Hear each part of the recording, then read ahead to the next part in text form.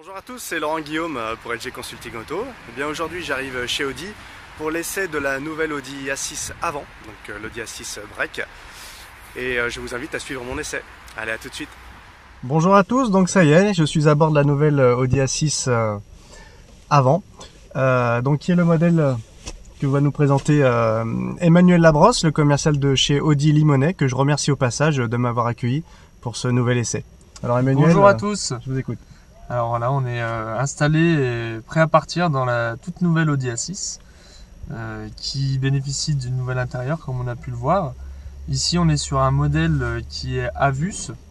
Donc le haut de gamme. Le haut de gamme de chez Audi, exactement. Le mieux équipé. En 204 chevaux, qui est la nouvelle motorisation du 2 litres TDI présente sur l'Audi A6. Donc du coup, c'est la nouvelle appellation. C'est l'A6 avant, mais 40. C'est exactement ça. C'est nouvelle nomenclature de motorisation. Alors, normalement, sur le 2 litres TDI 204 chevaux, je crois qu'en fait, on ne bénéficie pas du Quattro. Ça sera que sur le modèle 3 litres V6, 231 et 286 chevaux. Pour le moment, oui, mais à terme, on va avoir l'ouverture, normalement, en début d'année prochaine, du 2 litres TDI en Quattro, comme ça existait jusqu'à maintenant. D'accord. Les roues directrices. Alors, sur le modèle supérieur ou sur celle-ci déjà? Pas sur celle-ci, il faut les rajouter en option. D'accord, c'est une option. Et sur le 3 litres V6, est-ce qu'on bénéficie des roues directrices à ce moment-là? Les niveaux de finition et les motorisations sont deux choses qui sont distinctes chez Audi. Ouais. Donc en fait, il faut quoi qu'il arrive le rajouter en option sur tout le moteur ou toutes les finitions. D'accord, très bien. Bon, eh bien écoutez, nous allons prendre la route et je vous retrouve dans quelques instants. À tout de suite. Let's go. Alors petite nouveauté sur cette nouvelle Audi A6 avant, c'est que là, vous voyez, je sors d'une place de parking quand même très limitée. Et on a une vue de caméra 360 degrés que je vous montrais tout à l'heure, qui est quand même assez impressionnante. De haut sur les côtés, où je vois vraiment les plots qui sont autour de moi. Et vraiment, Emmanuel, je crois qu'il y a vraiment là... si on touche, la très belle technologie. Puis c'est vrai que si on touche, là je vois même que c'est quand même très bien fait. Donc on va continuer. Et on va braquer à fond. C'est bon, là, on a la place. Allez. Bon, là, il va falloir manœuvrer un petit coup. Un coup de manœuvre, on va retourner la caméra ici. Pas qu'il bouge là.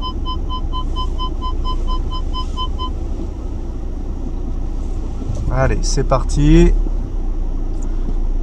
Ça passe. Alors bien. Ça passe impeccable et franchement, une caméra très pratique. Donc la nouvelle Audi A6, elle mesure presque 5 mètres, 4,94 m je crois, pour un 89, allez, un 90 de large. On commence à être dans un vaisseau amiral, comme je le marquais dans un de mes articles. On va partir sur la droite. Donc là, même en tout début de parcours, ce qu'on sent tout de suite dans cette auto, c'est la sonorisation. Là, on est bien, on n'entend même pas le bout du moteur. Je ne vais pas dire qu'on est dans une électrique, mais pas loin. Mais pas loin. Hein, pas loin. Donc cette Audi A6 bénéficie d'une boîte S-Tronic 7 rapports. Donc comme le disait Monsieur Labrosse, un 2 litres TDI 204 chevaux. Une boîte apparemment très bien couplée à ce moteur et qui offre des performances et un très bon rendu sur la route et une souplesse incomparable, on va dire. Et ce sera à vous de nous le dire en effet si ça fonctionne. Oui, alors aujourd'hui les conditions météo sont pas forcément des meilleures, hein. Il a neigé dans notre région. Aujourd'hui la route est mouillée. Bon, on n'est pas non plus sur un circuit, mais on aurait bien besoin du Quattro. On aurait bien besoin du Quattro, ouais, c'est vrai. Il faut être un petit peu patient, début d'année. Allez. Je suis sûr qu'il y a des clients qui vont attendre cette sortie. Là, on a le menu Drive Select en automatique. Donc, tout ce qui est motorisation, enfin pédale d'accélérateur, direction et boîte de vitesse s'adapte plus ou moins à votre conduite. D'accord. Et on peut basculer sur du sport ou sur du confort selon ce que vous cherchez. Alors sport, ça va peut-être durcir la direction. Exactement. Hein, et puis monter les rapports plus haut. Voilà, et la pédale d'accélération est plus réactive quand on appuie aussi. D'accord. Il y a un mode éco aussi qui permet la roue libre ou comme d'autres marques le proposent. Exactement, on a un mode qui s'appelle Efficiency. D'accord. Et ce mode-là qui vous permet d'avoir du roue libre dès qu'on lâche l'accélérateur et économiser énormément de carburant, ce qui est pas mal par les temps qui courent. Oui, c'est vrai. Une autre question, est-ce que ce modèle bénéficie d'une hybridation légère, c'est-à-dire que qui peut aider justement à la consommation, comme sur le modèle, je crois, 3 litres qui est proposé, une hybridation légère? C'est uniquement sur le 3 litres V6. D'accord. Sur ce modèle-là, la 40, non, pas encore. Pas encore. Très bien. Bon. En tout cas, sachez que l'électrification se fait de plus en plus, même sur des moteurs diesel, mais c'est pas de l'hybride non plus, hein. Ça aide le moteur et bien sûr. Dans les phases de relance, ils appellent ça en fait le 1000 hybride. C'est ça, c'est ça. Après, si vous voulez du 100% électrique, hein, n'oubliez pas, chez Audi vient de sortir l'Audi e-tron, que j'ai pu découvrir au salon de l'auto de Paris. Et là, enfin, cette grande marque nous propose de l'électrique. Donc on l'attend avec impatience et pourquoi pas un futur essai. Alors les impressions sur cette auto, beaucoup de dynamisme, beaucoup de relance. Bien sûr la route est un petit peu froide, ça patine un tout petit peu, mais franchement c'est pour un véhicule qui fait presque 2 tonnes, très agréable à conduire, surtout on ne sent pas, on dirait pas qu'on a un vélo, mais on sent pas le gabarit. Non, on sent pas le gabarit. Non. C'est très agréable.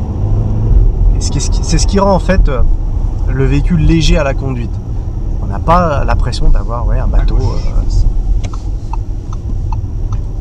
C'est le côté agréable de la boîte, de la conception du moteur Audi qui rend cette voiture très légère. C'est la grosse différence en fait entre la version d'avant et celle-ci, parce qu'en termes de ligne extérieure, il n'y a pas eu de modification, on n'a pas tout changé, elle est plus moderne. À l'intérieur, on a quand même beaucoup plus de technologie embarquée, mais l'utilisation, en tout cas, c'est là que ça se voit le plus, puisqu'on a l'impression que le véhicule a perdu 1000 tonnes alors qu'il fait le même poids et qu'il est hyper maniable. Donc une optimisation vraiment de tous les composants, je pense au niveau poids, enfin tout a été retravaillé chez Audi pour faire de cette voiture un très bon modèle. Bon, il faut quand même bien noter, il y a plus de place à l'arrière, un coffre aussi qui, si mes données techniques sont bonnes, a pris en volume. Donc la voiture du coup est encore plus intéressante au niveau habitabilité. Alors à l'avant bien sûr, on est super bien, mais à l'arrière c'était un petit défaut dans la précédente et on a gagné en place. Exactement, donc un petit peu plus de volume, on avance dans le bon sens. Tant mieux, tant mieux. C'est le but. Bon, je ne sais pas si vous voyez un petit peu autour de nous, mais nous sommes un peu dans la neige, donc je ne vais pas me prendre pour un Harry Vatanen des rallyes. Donc là on monte quand même au Mont Verdun, qui est quand même une côte réputée pour la course de côte des rallyes, notamment le rallye de Charbonnières. Et déjà dans les monts du Lyonnais, nous sommes dans la neige. Donc en même temps ça permet de tester l'adhérence du véhicule, bon, en conditions bien sûr pas extrêmes non plus. Alors ça y est, bon, nous redescendons. Nous sommes toujours dans la neige, la roue est un peu plus sèche, donc du coup je me permets de rouler à une allure un petit peu plus vive pour voir ce 204 chevaux, ce qu'il donne. Et honnêtement, qualité dynamique, le train, la précision, là il y a quelques petits enchaînements. Alors je suis passé directement en boîte manuelle pour avoir plus de relance, ce qui permet quand même de maîtriser un peu plus l'allure et les sorties de courbe.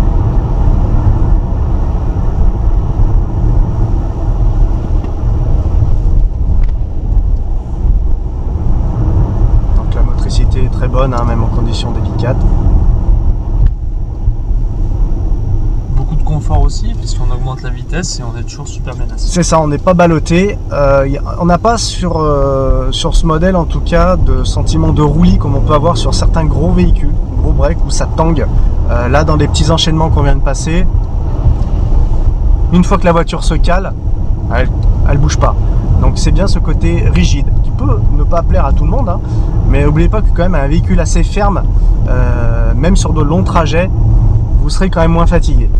Et surtout pour les problèmes de dos, petit conseil. Vaut mieux une voiture ferme où vous êtes, disons, vous êtes bien maintenu que dans une auto où vous enfoncez et en plus s'il y a du roulis,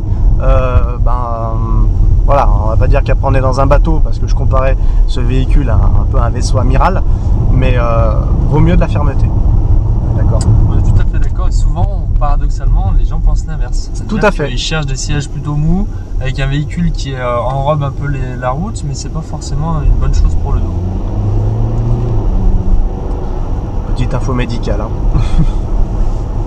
Alors nous arrivons à la fin de cet essai, qui est un petit peu écourté vu les conditions météo. En tout cas, ce véhicule, confort, rigide, insonorisé, puissant, très agréable à conduire malgré sa longueur, avec énormément de possibilités et d'options technologiques. Alors on est dans du haut de gamme, hein, donc on a des 3 écrans digitaux, vraiment on est sur une finition très bien placée. Et très bel essai, une voiture qu'on ne sent pas. Voilà, je tiens vraiment à le rajouter même. Très légère à conduire et laissez-vous vraiment tenter. C'est vrai qu'Audi a sorti un très bon produit. Plus de place, plus de technologie, plus de confort et toujours un moteur et une boîte qui font merveille. Donc ça, je vous recommande fortement. Très bien résumé. Si je pouvais dire juste une chose en plus, c'est vrai qu'en plus, en termes de finition, on retrouve du cuir vraiment de partout aujourd'hui. C'est vrai, c'est vrai. C'est encore une augmentation des finitions Audi qui sont déjà très haut de gamme. Eh bien écoutez, je vous souhaite une belle journée à tous et puis à très bientôt pour un prochain essai, peut-être Litron. On verra, j'ai lancé la perche. En début d'année, on l'attend avec impatience. Oh super. À bientôt, c'était Laurent Guillaume pour LG Consulting Auto. Au revoir. Au revoir. Alors voilà cette nouvelle A6 avant, donc avec donc c'est la version break de l'Audi A6, hein, avec des feux donc clignotants dynamiques hein, pour les clignotants et des feux à LED. Donc voici la nouvelle dénomination des versions 2 litres TDI, 3 litres V6. Voilà, c'est la version 40 TDI qui correspond à 2 litres TDI de 204 chevaux. Et ensuite, vous avez le 3 litres V6 de 231 chevaux qui s'appellera la version 45 et la version 50 qui est le 3 litres V6 de 286 chevaux. Donc voici à quoi ressemble d'extérieur cette nouvelle Audi A6 avant en version Avus. Hein. Donc on retrouve bien cette nouvelle barre chromée qui se différencie de la précédente.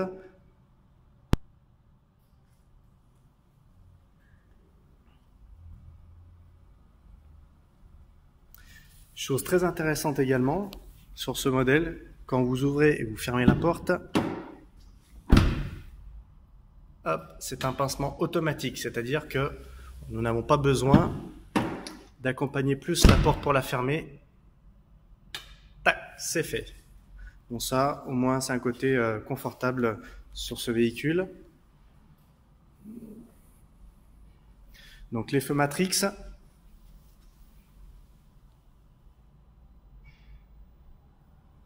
Les retours rétroviseurs.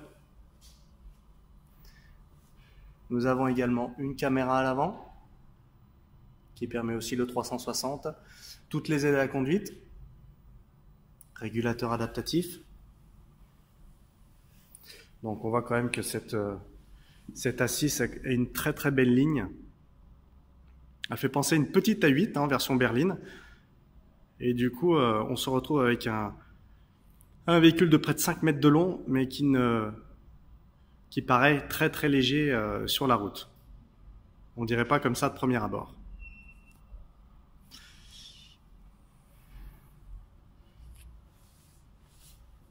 Donc les vitres surteintées à l'arrière. On va regarder la capacité du coffre. Donc coffre électrique de série sur ce véhicule. Donc voilà à quoi ressemble ce nouveau coffre avec plus de volume. Alors on voit qu'il y a beaucoup de profondeur. Tout de suite on a un chargement à plat direct, ce qui évite de se faire mal au dos aller chercher en profondeur. On gagne en coffre, ça c'est évident. Des rangements dessous.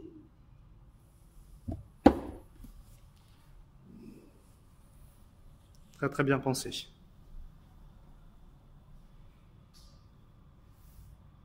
Accédons maintenant aux places arrière, qui ont pris du volume également, alors que dans la version précédente, on était un petit peu plus à l'étroit. Là, nous avons un dégagement bien plus important au niveau des genoux. Du coup, on est quand même beaucoup plus à l'aise. Une partie réglage des sièges au niveau chauffage, climatisation, des prises USB à l'arrière. Très bien pensé pour un maximum de confort. De toute manière, vous voyez cette nouvelle A6 dans cette finition Avus fait quand même dans le luxe. Donc intérieur cuir, tout est recouvert de cuir. Et franchement, c'est très appréciable pour ce haut de gamme. On s'y sent bien. Alors voici maintenant l'espace intérieur à l'avant. Alors sur ce modèle Avus, c'est un modèle donc de présentation et réservé à l'essai. Nous ne disposons pas encore du Virtual Cockpit. Je vous montrerai en salle d'expo le Virtual Cockpit sur l'Audi A6. Par contre, très intéressant, les nouveaux écrans tactiles 1 et 2 avec des touches à chaque fois que vous appuyez dessus qui vibrent légèrement, comme si on appuyait sur un bouton physique. Mais en fait, c'est vraiment un écran tactile hyper réactif. Donc, tout ce qui concerne la navigation, les aides, la musique, la radio, vous retrouvez bien sûr tout sur cet écran. Vous pouvez également, en dessous, avec cet écran, cet autre écran tactile, gérer tous les paramètres de climatisation, chauffage, ventilation, aide à la conduite, etc. Des rangements très bien pensés, vous en avez ici.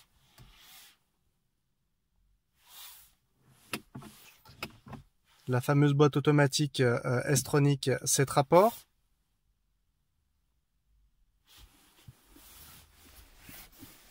Ici, vous avez également un autre rangement avec chargeur à induction, prise USB et carte mémoire. Très bien pensé également, je ne sais pas si vous pourrez bien le voir. Je vais ouvrir la porte, du coup ça fera rentrer un peu plus de lumière. Cette trappe là qui paraît anodine, mais en fait c'est une boîte de rangement très profonde. Regardez ça. On peut rentrer carrément une bouteille d'1,5 litre tout au fond. Et ça peut être sympa. Vous pouvez me ranger un parapluie, vous pouvez ranger toutes sortes de choses. C'est un rangement bien pensé. Honnêtement, ça paraît peut-être pour vous un détail, mais c'est très bien pensé. Bien sûr, boîte à gants. Et surtout les finitions. Je ne cesserai de le répéter, Audi monte en gamme.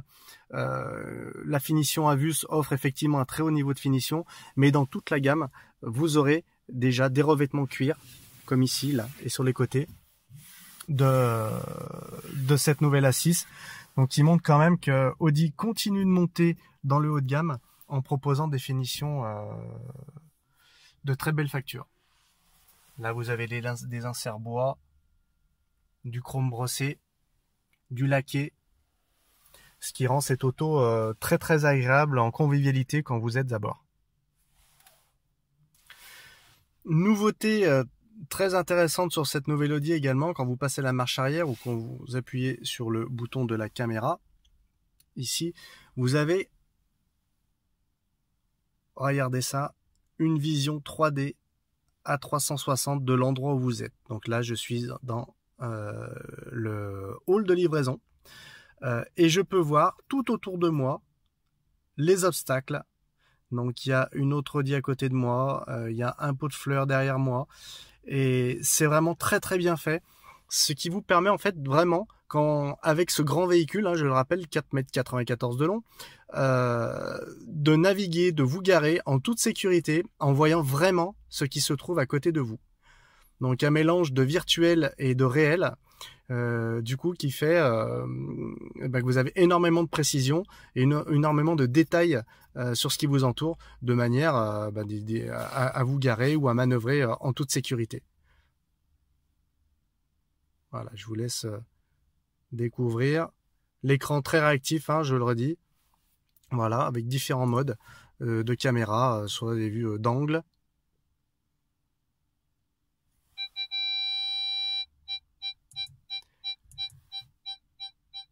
Vue de derrière. Autre vue d'angle.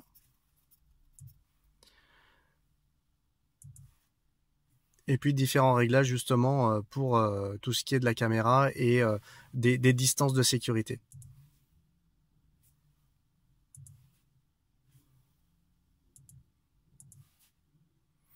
Là, quand on passe en vue normale, vue sur les côtés, vue devant. Ici, nous sommes devant. Vue de haut. À l'arrière. À l'arrière sur les côtés. À l'avant extérieur, à l'arrière extérieur. Bon. C'est un détail, le plus sympa, c'est vraiment et le côté pratique, hein, c'est pas que sympathique, c'est cette vue 360 avec tout ce qui nous entoure. Voilà. Donc bien sûr, dans cette Audi, vous avez comme dans beaucoup d'autres véhicules haut de gamme, toute une gamme d'équipements de série qui font que tout ce qui est Bluetooth, bien sûr, navigation GPS, vocale. Là, ce modèle-là aussi bénéficie d'un équipement audio des plus performants. Voilà, ce qui rend vraiment cette auto des plus conviviales. Je tiens à rajouter également que sur cette Audi, vous bénéficiez des équipements de série concernant la conduite autonome de niveau 3, c'est-à-dire que lorsque ça sera légal, vous pourrez conduire entre guillemets sans tenir le volant. Bien sûr, une aide humaine sera toujours requise, mais voilà, donc ce véhicule est déjà prééquipé pour l'avenir en ce qui concerne la conduite autonome. Alors comme je vous l'avais expliqué, je suis monté en salle d'exposition où eh bien écoutez, la nouvelle A6, là celle-ci en version S-Line, bénéficie du Virtual Cockpit, le voilà. Donc avec bien sûr de série le Google Earth, c'est-à-dire que vous n'avez, ce n'est pas qu'une carte simple, c'est vraiment une carte donc géolocalisée, mais vraiment avec des photos de là où l'on est. Voilà, donc vous avez ici le Virtual Cockpit qui reprend l'écran principal, hein, comme je vous l'ai dit en bas, avec différentes vues. Donc les deux compteurs plutôt réduits si vous voulez garder une vue sur le GPS. Ou plutôt, si vous préférez garder les compteurs, avec une vue réduite du GPS. Avec, bien sûr, différentes fonctions, hein, tout ce qui concerne les données de route, consommation du véhicule, et vos données radio et du téléphone. Voilà. Donc, autre chose très intéressante concernant le GPS, qui change par rapport aux versions précédentes, c'est-à-dire qu'avant, vous aviez une molette qui se situait à cet endroit et un petit pavé où vous pouviez écrire, par exemple, je ne sais pas, si vous voulez aller à Limonest, à Paris, à Lyon, donc vous pouviez l'écrire. Là, vous avez, lorsque je fais recherche, l'écran du bas, je ne sais pas si vous l'avez vu, je vais le refaire. Voilà, si je fais recherche, l'écran du bas se transforme en clavier. D'accord ? Et à ce moment-là, vous pouvez choisir soit de tapoter votre destination, soit, donc avec le retour haptique ici, dès qu'on appuie, on sent cette petite vibration, écrire, par exemple, Paris, hop, comme vous voulez. Voilà. Vous faites rien. P-A-R-I-S. Et là, on bascule directement, soit sur la route de Paris, soit sur la ville.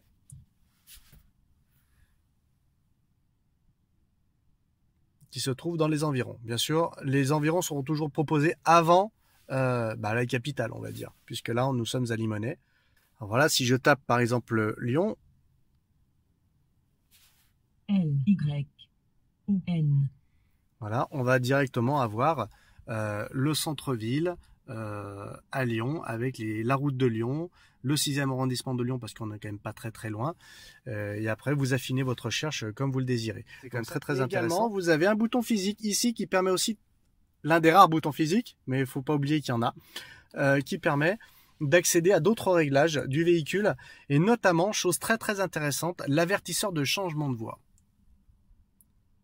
Alors l'avertisseur de changement de voie, ça correspond à un détecteur d'angle mort, d'accord, qui se trouve là, c'est un rappel, mais pas que, parce que vous savez que cette auto, comme je vous l'ai déjà dit, est de niveau 3 au niveau de la conduite autonome, c'est-à-dire que si je mets mon clignotant et qu'il y a une auto qui se trouve à côté de moi, ce n'est pas que le rappel qui va me dire « Attention, attention, il y a un véhicule, je ne dois pas tourner », c'est que si je tourne le volant, pour m'engager alors qu'il y a une voiture à ma gauche ou à ma droite, là par contre la voiture va reprendre le relais et bloquer la direction. C'est-à-dire que je ne vais pas pouvoir me dégager à droite ou à gauche. Donc ça c'est vraiment très bien, c'est ce qui limite justement par peut-être je suis pris par la musique ou je discute avec quelqu'un dans la voiture et en fait je suis pris par ma discussion et je tourne quand même le volant. Et là, ça va bloquer. Et là, je vais me dire, oulala, oui, effectivement, je suis allé un petit peu loin. Vous avez également l'assistante d'intersection qui se trouve là. J'arrive à l'intersection, je vois pas tellement. Eh bien, si jamais il y a un obstacle qui arrive, la voiture va s'arrêter automatiquement. Ça, c'est vraiment très bien. Je voulais revenir également sur l'avertisseur de descente du véhicule. Alors, qu'est-ce que c'est? Eh bien, écoutez, comme je vous l'ai montré précédemment, les portières se ferment automatiquement. En cas d'ouverture, après vous êtes garé d'une portière, il y aura toujours un détecteur d'angle mort, surtout si un vélo arrive, vous ne pourrez pas ouvrir votre porte. La porte va rester bloquée, vous ne pourrez pas l'ouvrir, ce qui évitera un accident avec le vélo, et puis aussi, dans un second temps, d'endommager votre portière. Voilà, ça c'est très très intéressant au niveau de la sécurité, surtout à la descente d'un véhicule. Voilà en tout cas pour ce qui concerne l'aspect intérieur, je pense avoir fait un petit peu le tour. Si jamais vous avez des questions supplémentaires sur ce modèle, n'hésitez pas à m'en faire part. Vous pouvez me contacter via mon site internet et me laisser un mail ou un message et je me ferai un plaisir d'y répondre.